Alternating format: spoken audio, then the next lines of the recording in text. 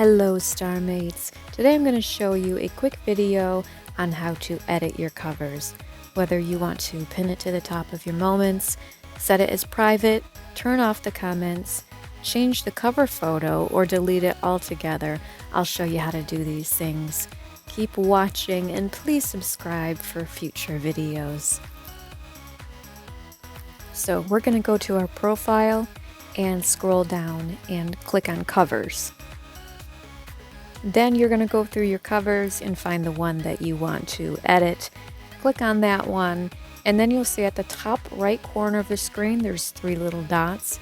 Click on that, and these icons will appear.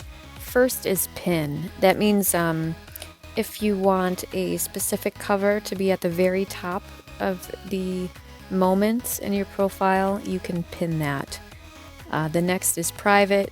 If you want to make your cover invisible, just click on private. Next, you can turn off the comments, and the one next to that is you can change your cover photo. And if you want to delete the cover altogether, click on delete, but it permanently deletes it, so make sure that you really want to delete it before you click that. Well, that is it for today. Thank you so much for watching.